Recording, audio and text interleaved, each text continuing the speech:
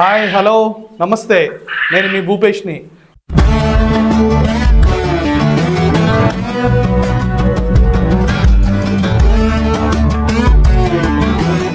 ఈరోజు మనం నెల్లూరు డిస్టిక్లో ఉన్నాం. నెల్లూరు డిస్టిక్లో కంసుపిట్ల ఫామ్ దగ్గర ఉన్నాం. ఈ కంసుపిట్ల ఫామ్ని వీళ్ళు చాలా ఇన్నోవేటివ్గా డిఫరెంట్గా రన్ చేస్తున్నారు.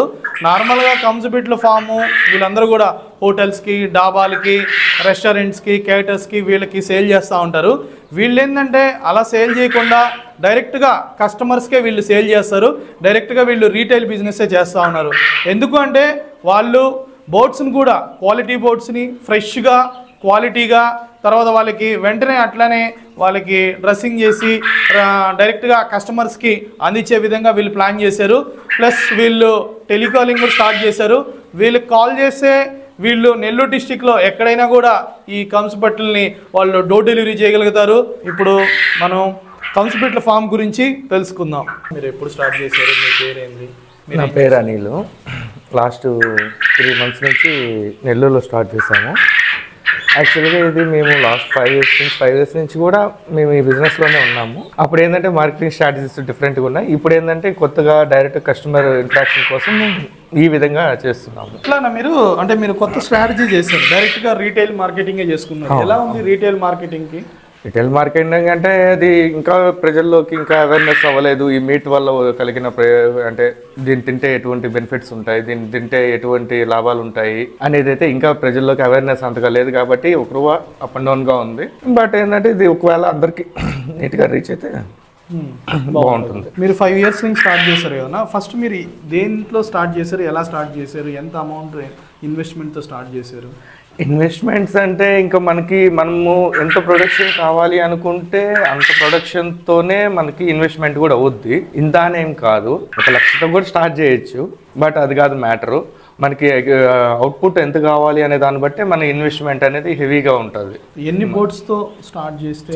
అంటే ఫస్ట్ అయితే హెవీగానే చేసాం, కానీ అంత మార్కెటింగ్ సరిలేక తర్వాత మళ్ళీ డౌన్ అయిపోయింది. అంటే అప్పటికప్పుడు ఇనిషియల్గా మార్కెటింగ్ హైప్ అవ్వక దాని తర్వాత ఏంటంటే మేము ప్రొడక్షన్ని ఫస్ట్ స్టార్టింగ్ 3000 pieces తెప్పించి చేసాము. ఇప్పుడు ఏంటంటే మహా అంటే ఒక 1000 per week, 1000 watts అలా చేస్తా ఉన్నాము. కేజీస్ లెక్కన అంటే ఇప్పుడు మామూలుగా మనము కస్టమర్స్ కి బాడీ ఇచ్చాం అనుకోండి, మనం ఒక రేటుకి ఇస్తాం. దాంట్లో చిన్నది ఉండొచ్చు, పెద్దది ఉండొచ్చు. మేము కస్టమర్ సాటిస్ఫాక్షన్ కోసము ఎన్ని పీసెస్ అయినా పని వాళ్ళకి మీటు ఇంత క్వాంటిటీలో ఇంత క్వాలిటీగా కావాలి అంటే వాళ్ళు సాటిస్ఫై అవ్వాలి అనే కాన్సెప్టే ఇది కేజెస్ బిజినెస్ అనేది. ఇప్పటి వరకు దీన్ని అయితే ఎవరు అయితే స్టార్ట్ చేయలేదు. ఇంతవరకు కేజెస్ బిజినెస్ అనేది ఎవరు స్టార్ట్ చేయలేదు. అందరూ పీసెస్ లెక్కన ఇస్తున్నారు. పీసెస్ లెక్కన ఇచ్చేటప్పుడు ఏమైతుందంటే కస్టమరు లాస్ అవుతున్నాడు అని చెప్పేసి మాకు అనిపించి ఇంకా నెక్స్ట్ లెవెల్లో వాళ్ళకి అంటే వాళ్ళు పెట్టే ప్రైస్ కి సాటిస్ఫాక్షన్ ఉండాలి అని ఒక రీజన్ తోనే ఈ కేజెస్ లెక్కన కాన్సెప్ట్ అనేది తీసుకొచ్చాం. మేము ఫస్ట్ టైం మేమే తీసుకొచ్చాం కేజెస్ లెక్కన అనేది. ఈ కేజెస్ లెక్కన ఇచ్చేటప్పుడు ఏంటంటే కస్టమర్ కి సాటిస్ఫాక్షన్ ఉంటుంది. చిన్నది తీసుకుంటున్నాం, పెద్దది తీసుకుంటున్నాం అనేది కాదు. వాళ్ళకి ఏంటంటే వాళ్ళు ఇచ్చిన ప్రైస్ కి వాళ్ళకి కరెక్ట్ మీట్ అందుతుందా లేదా అనేది కాన్సెప్ట్ ఉంటుంది. ఇంకోటి ఏంటంటే బెటర్ ప్రైస్ అనేది కస్టమర్ సాటిస్ఫాక్షన్ అనేది మా దగ్గర ప్రెజెంట్ అయితే నడుస్తుంది. ఎట్లా కాల్ చేస్తే ఆన్లైన్ లో కూడా మీరు ఆర్డర్ ఇస్తే అంటే మామూలుగా ఏంటంటే డోర్ డెలివరీ ఫెసిలిటీ నెల్లూరు అంతా ఉంది. ఫోన్ చేస్తున్నారంటే ఫోన్ చేస్తే వాళ్ళ లొకేషన్ పంపిస్తే మేము ఇక్కడ నీట్గా కట్ చేసి తీసుకెళ్లి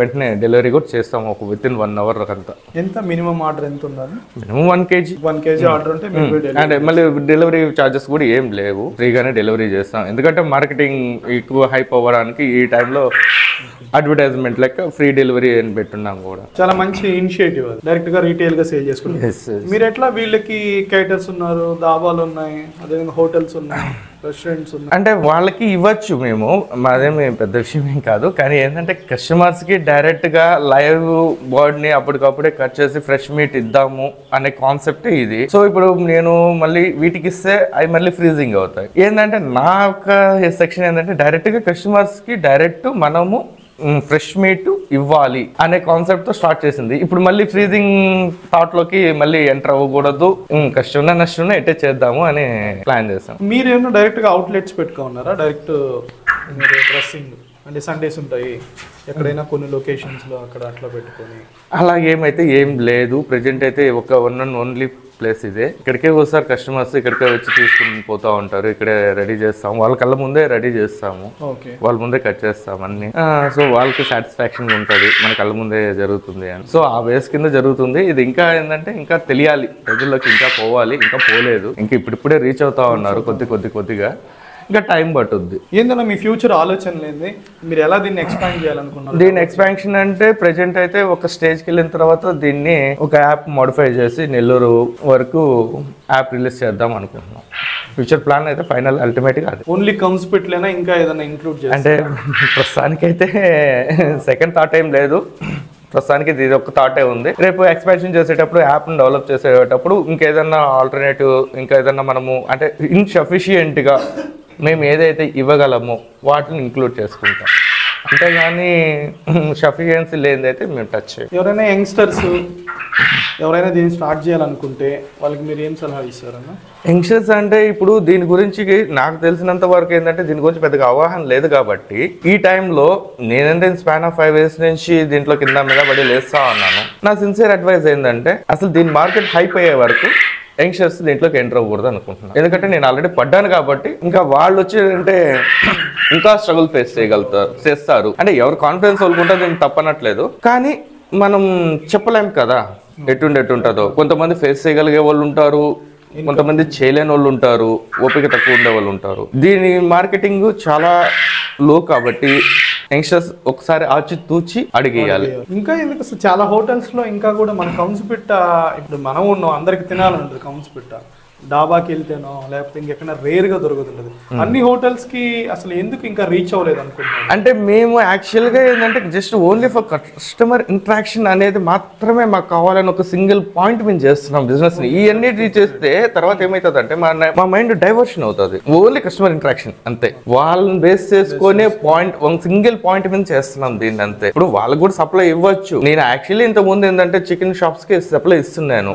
సో అంటే వాళ్ళ ప్రైజెస్ అన్ని నాకు తెలుసు, ఎట్లా నడుస్తుంది ఏందనే బిజినెస్ మొత్తం నాకు తెలుసు. ఈసారి ఖచ్చితంగా అదేంది అనేది అంటే కస్టమర్ కి ఇంకా బెస్ట్ ప్రైజ్ అనేది కావాలి అని చెప్పేసి, బెస్ట్ గా వాళ్ళు మీట్ని తీసుకోవాలని చెప్పేసి ఈ థాట్ తో న్యూగా కస్టమర్ డైరెక్ట్ ఇంటరాక్షన్ అవ్వాలి అనేది నా కాన్సెప్ట్ అంతా.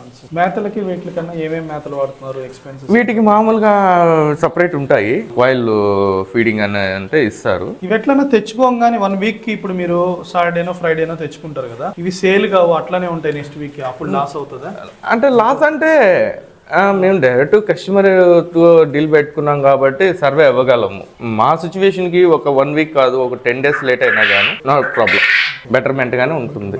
బయట అయితే అందరూ కూడా వీటిని జతల లెక్కన కానీ బోర్డు లెక్కన కానీ అట్లా సేల్ చేస్తూ ఉంటారు. అది చిన్నవి ఉంటాయి, పెద్దవి ఉంటాయి. అప్పుడు ఏంటంటే కస్టమర్స్ పెద్ద సాటిస్ఫాక్షన్ లేదు. కస్టమర్స్కి ఏంటంటే అది కొంచెం వాళ్ళు ఏదో డిఫరెంట్గా ఫీల్ అవుతూ ఉంటారు, చిన్న బోర్డు వచ్చిందని లేదా మీట్ తక్కువ ఉందని.